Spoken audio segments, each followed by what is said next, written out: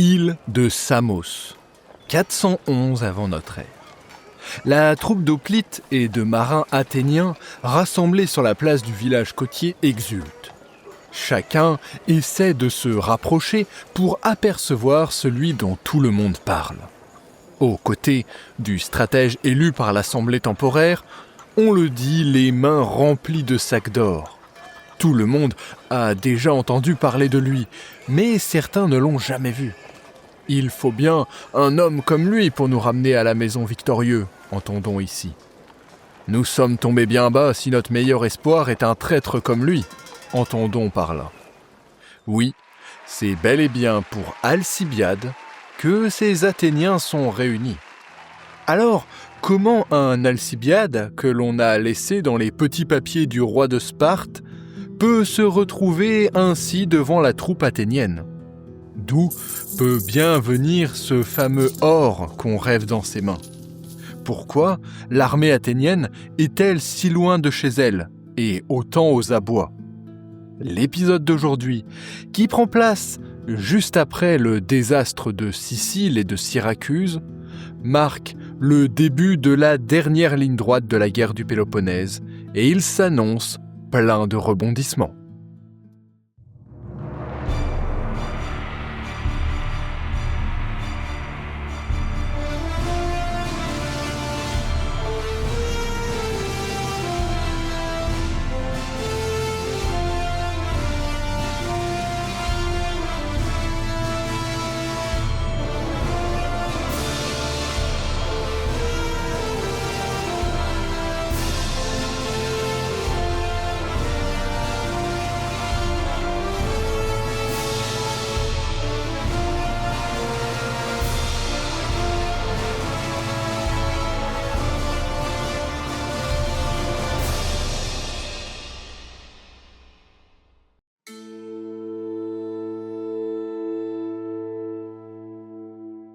En cette année moins 413, nous retrouvons une Athènes plus faible que jamais, et dont l'autorité sur sa ligue est plus fragile, elle aussi, que jamais.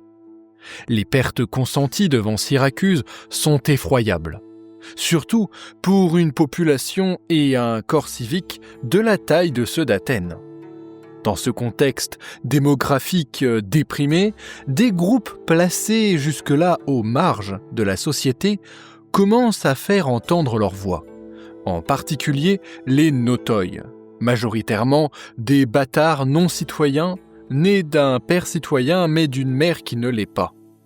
En 15 ans, en raison de la peste, entre guillemets, et de la guerre, on peut supposer qu'autour de la moitié du corps civique athénien a trouvé la mort. Ces mécontentements et cette réalité trouvent une traduction légale. Face à cette hécatombe, les Athéniens instaurent dès l'année suivante une forme de bigamie légale. Il s'agit d'accepter comme citoyen légitime tout enfant mâle issu d'un citoyen mâle, et ce, quel que soit le statut de sa mère. C'est aussi durant cette année terrible que, pour combler les rangs dégarnis de leur armée, les Athéniens affranchissent des centaines d'esclaves ayant combattu à leur côté, dans la marine notamment.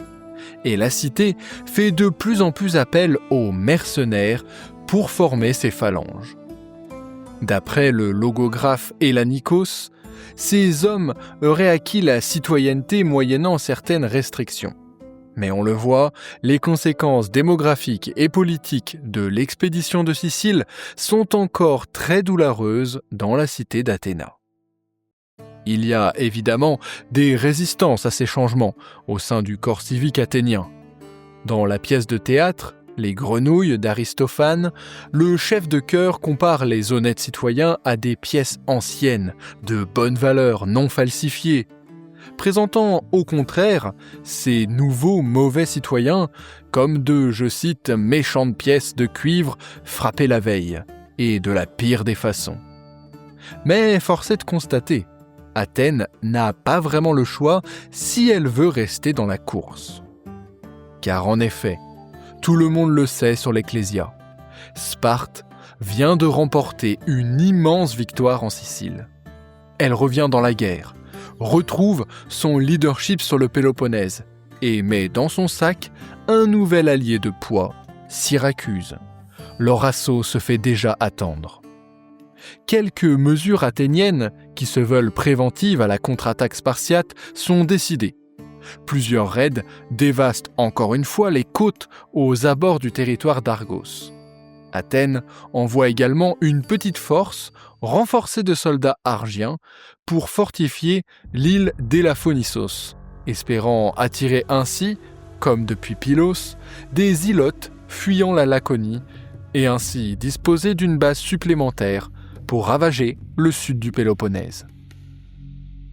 Mais très vite, la réalité rattrape la cité à la chouette, qui va devoir tourner son regard devant ses propres portes. L'Attique, qui a connu bien des ravages dans les premières années de la guerre, voit à nouveau une armée lacédémonienne pénétrer ses frontières.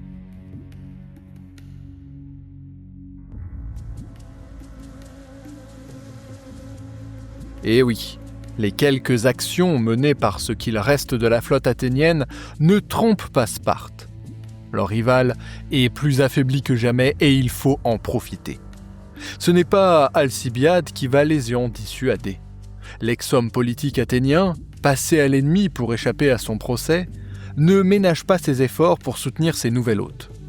Il prodigue de précieux conseils à l'assemblée spartiate et trouve une oreille attentive auprès du roi Agis II.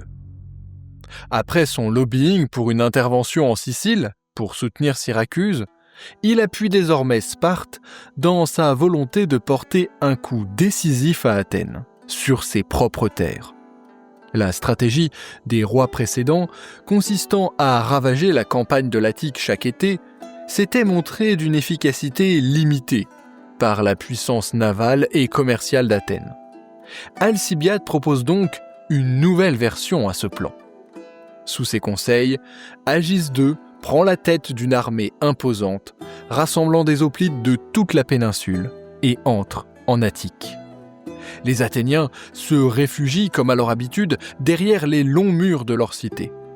Mais commencent à déchanter quand ils comprennent qu'Agis ne compte pas seulement piller la région, mais bel et bien s'y installer. Le fort de Décélie est investi par l'envahisseur qui établit ses quartiers. Décélie se trouve sur la route de la Béotie, à tout juste 22 km au nord-est d'Athènes. C'est en réalité un lieu hautement stratégique que vient de récupérer le roi spartiate. Depuis cette base d'opération au cœur du territoire ennemi, les Péloponnésiens peuvent lancer des raids dans toute la région. Le plus important intervient dès la deuxième année de présence, en moins 412, quand les soldats d'Agis II s'emparent des mines du Laurion. En plus des quasi 20 000 esclaves saisis en une fois, c'est surtout l'un des deux robinets principaux des revenus athéniens qui se coupe subitement. Toute la production d'argent de la ville est suspendue. Le deuxième robinet demeure le tribut, perçu auprès des nombreux membres de la Ligue de Délos. Jusque-là, assuré par une maîtrise totale des mers. Mais après la perte des 2/3 de sa flotte et de ses meilleurs équipages en Sicile, est-ce qu'Athènes sera encore capable de l'assurer aussi sereinement ? L'alliance lacédémonienne peut désormais faire à peu près jeu égal sur les mers en termes quantitatifs, mais aussi qualitatifs. Syracuse fournit de nombreuses trières à son nouvel allié. La maîtrise de la mer Ionienne est toujours entre les mains d'Athènes et de sa Ligue de Délos. Alors, si Sparte se charge de la cité, qui pourra s'occuper de ses alliés ?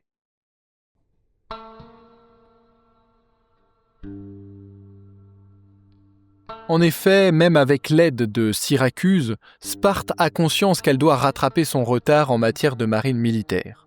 Un immense chantier coordonné dans toute la Ligue du Péloponnèse est commandé. 100 trières doivent être mises à l'eau par l'ensemble des cités de la péninsule. Mais très vite se pose la question du financement. Les trésoreries péloponnésiennes sont conçues pour des efforts ponctuels, mais ne peuvent répondre à une telle attente. Sparte est donc contrainte de faire appel à un financement plus oriental. Il y a quelques années, les émissaires spartiates, souvenez-vous, en route pour la cour du roi des rois de l'Empire perse, avaient été interceptés par les Athéniens. Cette fois-ci, rien n'empêche les deux entités de prendre contact. C'est par l'intermédiaire de satrapes frontaliers, en Asie mineure, qui veulent récupérer les territoires côtiers perdus il y a quelques décennies, que le lien est effectué. Sparte souhaite surtout une assistance financière de la part du géant oriental et semble prête à mettre de côté sa fierté des guerres médiques pour l'emporter face à sa rivale grecque. C'est désormais Darius II qui est sur le trône des rois, et il est fort probable qu'il n'ait plus vraiment l'intention de conquérir la Grèce continentale comme l'avaient espéré ses prédécesseurs. Depuis sa défaite nette sur les terres grecques et la reconquête par la Ligue de Délos des côtes d'Asie mineure, l'empire achéménide était resté loin des tumultes du monde grec, mais en réalité jamais déconnecté. Les Perses n'ont pas pu manquer d'observer le déclin de la puissance athénienne, bouclier des nombreuses cités grecques de l'Est. Et voilà une occasion de remettre la main sur les côtes riches et développées d'Asie mineure. Cependant, les tensions et les méfiances restent grandes, et il est dur de faire de Sparte et de l'Empire perse des alliés parfaits. Les deux entités ne parviennent pas à s'accorder sur les objectifs respectifs d'une potentielle entente. C'est alors qu'Alcibiade, oui, encore cette petite fouine qui semble pointer le bout de son nez partout là où il peut, intervient.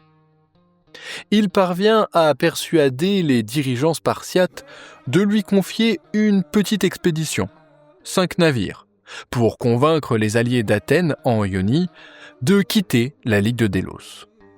Certaines îles auraient commencé à prendre contact avec Sparte pour tirer leur épingle du jeu dans une géopolitique qui semble basculer.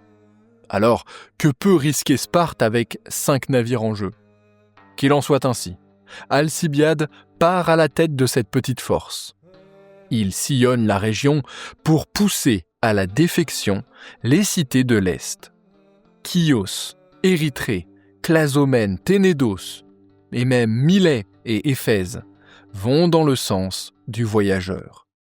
Il joue en réalité surtout sur le soutien des aristocrates locaux, en nourrissant leur souhait de renverser les régimes démocratiques importés par Athènes, et il leur fait miroiter leur Perse. Alcibiade se forge alors une influence très forte dans la région. Et c'est là que l'Empire perse revient à la charge. Alcibiade est approché personnellement et une alliance secrète est conclue entre l'expédition d'Alcibiade et Tissaphernes, le satrape perse d'Ionie et de Lydie. Alors, vous avez bien entendu quand j'ai utilisé le terme de secret pour parler de cette alliance. Car dès les négociations, il est question d'une entente entre le satrape perse et l'expédition d'Alcibiade uniquement, pas de Sparte directement. On le voit, Magouille et Mesbas fusent décidément autour d'Alcibiade. À Athènes, la classe politique réagit promptement. La cité a perdu l'une de ses sources de revenus principales, et elle ne peut clairement pas se permettre de perdre le tribut de ses alliés. Un fonds d'urgence de 1000 talents est débloqué, lui permettant d'armer une flotte en un temps record, malgré la plaie béante ouverte en Sicile. Cette flotte et cette armée voguent en direction de Samos et fait de l'île sa base d'opération. Il parvient à envoyer des navires à temps à Lesbos pour la garder dans l'Alliance, puis entame le blocus de Chios pour faire échouer la rébellion. Malgré une victoire navale mineure lors d'une escarmouche au large de Simi, les Spartiates évitent soigneusement tout engagement important, laissant ainsi le contrôle de la mer à leur adversaire, pour l'instant. Comble de rebondissement, Agis découvre à cette période que le sulfureux Alcibiade aurait eu une relation avec sa femme. L'Athénien commençait certes déjà à agacer les dirigeants lacédémoniens par la place qu'il prenait et l'audace dont il faisait preuve, mais là, la ligne rouge est carrément dépassée. Un avis de mort est posé sur sa tête et l'oblige à se réfugier chez Tissaphernes, le Perse. Alcibiade, qui a déjà 3 camps à son compteur, tourne une énième fois sa veste qui n'a décidément pas d'endroit et d'envers. Il prépare son retour dans sa patrie et reprend contact avec ses vieux amis athéniens.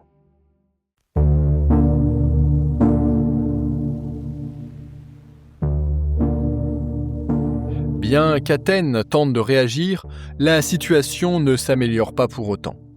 L'année suivante, l'hémorragie continue, et c'est au tour de Rhodes de faire défection.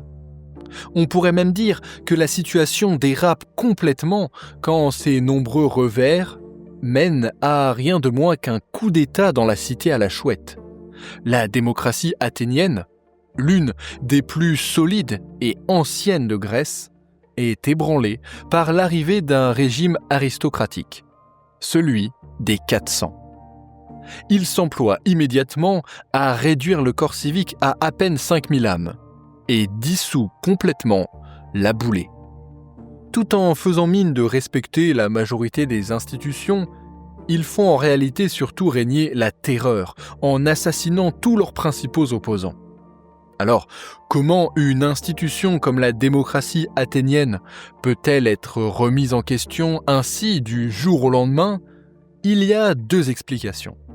La première, la menace de l'armée d'Agis II à quelques kilomètres seulement de la cité ne permet pas aux citoyens, colonne vertébrale de la démocratie, de réagir. Ils sont mobilisés sur les fortifications de la ville.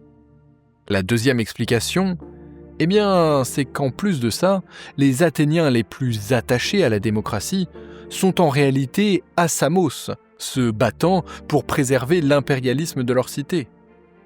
Preuve en est d'ailleurs de leur attachement à la démocratie, ils font immédiatement sécession et se constituent en assemblée. Ils élisent 2 stratèges, dont un certain Thrasybule, un commandant hors pair, et ils réaffirment leur opposition aux 400 et leur volonté de réinstaller la démocratie à Athènes. Une véritable guerre civile est sur le point de s'ouvrir.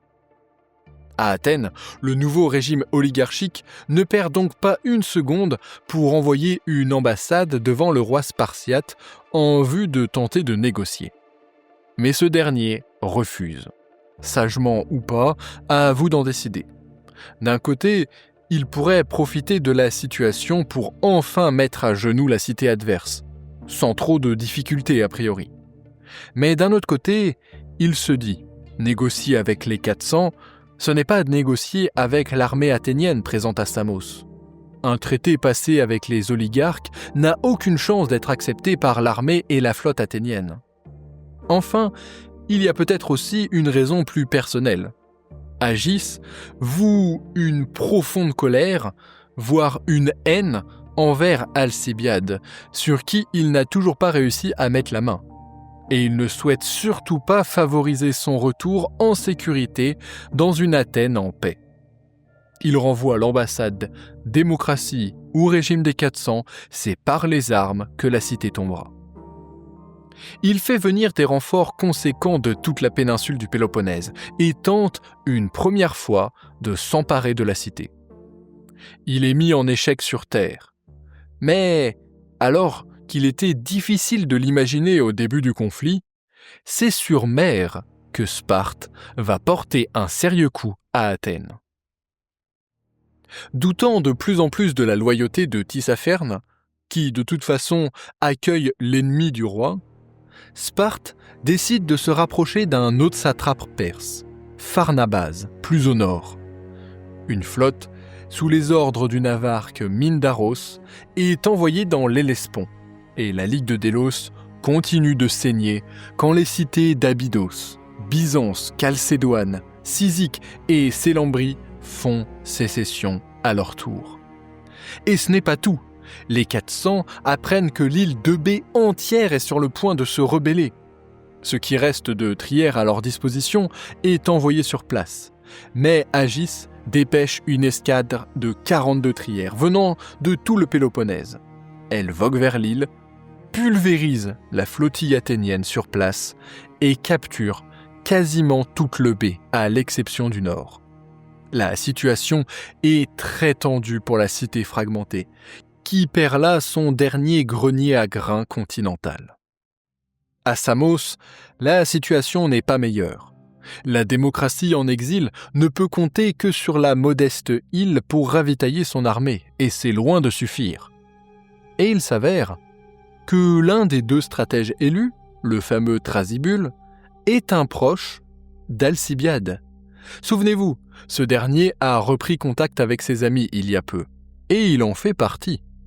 Le général, sachant Alcibiade aux côtés d'un satrape perse puissant, propose à ses hommes ce qui était impensable il y a encore quelques années: gracier Alcibiade et lui permettre de revenir avec, dit-on, l'or de son protecteur.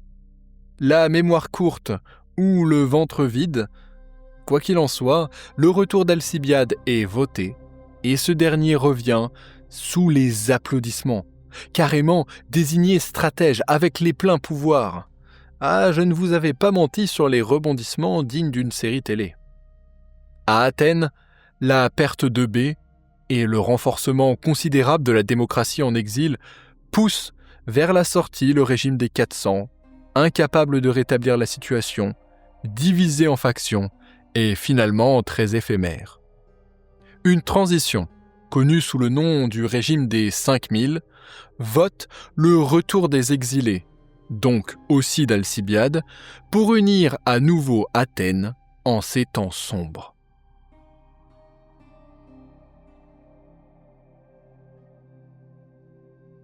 Avant de continuer, je veux vous notifier qu'à partir de ce moment-là de l'histoire du conflit, nous disons au revoir aux écrits de Thucydide. Il s'arrête de manière abrupte à cette période, bien qu'il soit mort bien après la guerre. Il n'a vraisemblablement pas pu terminer son magnum opus, des guerres du Péloponnèse.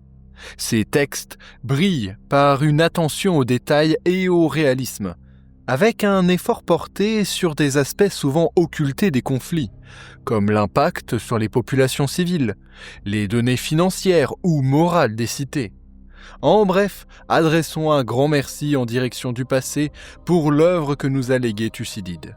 Et pour la suite des événements, pas de panique, nous ne manquons pas de sources. Bien qu'un petit peu plus tardives, Xénophon, Plutarque ou Diodore de Sicile. Et sur ce, revenons en Grèce. La présence spartiate près des détroits de l'Hellespont sont une menace existentielle pour Athènes. Elle menace la principale voie de ravitaillement en grains d'Athènes, qui ne peut plus compter sur ses propres terres. Et elle oblige les Athéniens, désormais dos au mur, à passer à l'offensive. Alcibiade, dans un des retours de choses que seule l'histoire sait le faire, se retrouve à la tête de la force de frappe de sa cité. Mais il ne souhaite pas rentrer chez lui avant d'être couvert de gloire. La flotte athénienne fait donc voile vers l'Hellespont pour dégager la route du blé et détruire par la même occasion la marine péloponnésienne. En octobre, une escadre, sous les ordres de Thrasybule, remporte une victoire compliquée à Cynossema. Victoire serrée certes, mais qui redonne confiance aux équipages après une année, il faut le dire, catastrophique. La seconde rencontre a lieu à Abydos, où le combat est équilibré et acharné. Durant de longues heures, on se bat sur le pont d'Étrière. Près de 100 navires de chaque camp s'affrontent dans une bataille navale gigantesque. De manière salvatrice, l'arrivée en fin de journée d'Alcibiade, avec une vingtaine de trières supplémentaires, fait pencher la balance. 30 navires adverses sont capturés et le reste de la flotte de Mindaros échappe à la destruction totale de très peu, notamment grâce à la météo. À l'approche de l'hiver, bien que la situation soit toujours compliquée, un semblant de stabilité pose son manteau sur la Grèce, où tout se met en pause pendant quelques mois. En mars 410, avec l'arrivée des beaux jours, les stratèges athéniens veulent profiter du vent favorable. Ils repassent à l'assaut, car en face, les Spartiates se sont refaits et 80 trières menacent toujours l'approvisionnement de la cité à la chouette. Avec l'aide de Pharnabase sur terre, ils parviennent même à capturer la cité de Cyzique. Toutes les forces athéniennes d'Alcibiade et Thrasybule se rassemblent, portant à 86 trières leur flotte, et partent pour Cyzique et tenter de bouter les Spartiates de cette région une bonne fois pour toutes.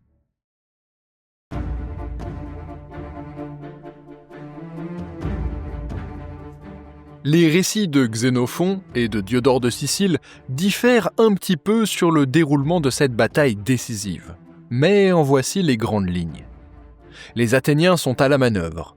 Un contingent d'une vingtaine de navires, sous les ordres d'Alcibiade, doit attirer la flotte adverse, alors que la seconde moitié, et Thrasybule, se tiennent en retrait pour lui tendre un piège quand elle poursuivra la première. Tout semble débuter parfaitement pour Alcibiade, qui parvient à feinter une manœuvre de retraite et attire les Spartiates avec lui. Mais ces derniers perçoivent la ruse juste à temps et rebroussent chemin avant de se faire encercler. Quelques embarcations sont accrochées pendant la retraite, mais Mindarus file se mettre à l'abri des côtes et de la cavalerie perse de Pharnabase. Les Athéniens ne baissent pas pour autant les bras et continuent la poursuite. Ils détruisent un grand nombre d'embarcations le long de la côte et utiliseraient même des grappins pour retirer les embarcations déjà accostées hors de la plage et ainsi les capturer entières. Pour en finir, il va cependant falloir aller chercher l'ennemi sur la terre ferme. Les hoplites athéniens débarquent sous les ordres d'Alcibiade et s'élancent sur la force adverse. Une autre partie des troupes tourne Mindarus par le sud et assaille les Spartiates et Perses désormais encerclés. L'affrontement serait bref, mais violent. Mindarus meurt dans les combats et la cavalerie perse est mise en déroute. C'est une victoire totale. L'intégralité de la flotte spartiate est saisie. Les survivants péloponnésiens ont perdu leur commandant et leur allié perse est en fuite. Cyzique est logiquement récupéré par les Athéniens quelques jours plus tard, sans plus de combats. Le contrôle sur l'Hellespont peut commencer à être établi. Cette victoire de 3 victoires navales ont un effet immense sur le moral d'Athènes. Le blé peut à nouveau voguer jusqu'à la capitale. Le Conseil des 5000 veut capitaliser sur ce momentum pour relancer des négociations plus équilibrées avec Sparte. Mais c'est à ce moment-là qu'Alcibiade revient, à la tête de l'immense flotte athénienne et des milliers d'hoplites de l'expédition de Samos. En un discours, une clameur d'applaudissements, la démocratie est entièrement rétablie. Qui aurait cru à la fin de l'épisode précédent qu'Alcibiade se retrouverait ainsi à nouveau à Athènes, au sommet de sa popularité, faisant oublier sa trahison et le désastre de Sicile? Peut-être. Athènes revient dans tous les cas de l'un des pires désastres financiers et humains de son histoire, d'une crise politique sans précédent depuis l'arrivée de la démocratie, mais semble toujours déterminée et prête à se battre. La guerre n'est pas encore terminée. Ne nous leurrons pas, la situation est quand même difficile pour elle. Mais de son côté, Sparte, qui a certes avancé ses pions en occupant notamment la région de l'Attique, de manière permanente, et en coupant Athènes d'une grande partie de ses fonds venant des mines du Laurion. Ils ont même tenté de jouer une carte maritime, qui a montré de brillants succès avec notamment la capture de l'île de Bé, mais qui a atteint ses limites dans l'Hellespont. Sparte n'est au final pas dans une situation si brillante. La défaite de Cyzique pousse même les Spartiates à demander la paix sur la base du statu quo, en échangeant Décélie contre Pylos, proposition qui est rejetée. Heureusement pour elle, un allié de poids peut désormais s'ajouter dans la balance, l'Empire perse. En effet, voilà que nous voyons l'horizon de ce conflit sans précédent pour la Grèce. Athènes a remporté une bataille qui se voudrait décisive. Elle pourrait capitaliser sur la destruction de la quasi-totalité de la force marine adverse pour reprendre tout le terrain perdu et peut-être même plus encore. Mais voilà, la cité à la chouette de -410 n'est plus celle de 20 ans plus tôt. Les coffres sont cruellement vides. Dans ces conditions, il est impossible de capitaliser sur la victoire tactique d'Alcibiade et Thrasybule. Alors que la flotte athénienne revient victorieuse dans son port, elle ne se sert quasiment pas de sa victoire. De son côté, Sparte panse ses blessures et reçoit déjà des sommes vertigineuses d'or perse et entame alors la reconstruction d'une deuxième flotte. Par plusieurs fois, les deux cités ont eu des opportunités de négocier, mais ont toujours refusé, même quand les conditions leur étaient favorables. On voit bien là la volonté jusqu'au boutisme. Sparte comme Athènes, par moments tentent de négocier, mais en sont certaines. L'adversaire doit disparaître si la cité veut exister et prendre l'hégémonie. Le prochain épisode sera celui de l'affrontement final, celui de la conclusion de ce conflit, celui de la plus grande bataille navale du conflit, celui aussi de la chute de l'une des deux parties. Et du bilan de cette série narrative. D'ici là, je commence déjà à vous remercier pour tous vos retours sur cette aventure que j'ai pris beaucoup de plaisir à réaliser. Je vous invite à laisser un petit commentaire ou un j'aime si le cœur vous en dit, et vous souhaite, d'ici là, que l'histoire soit avec vous.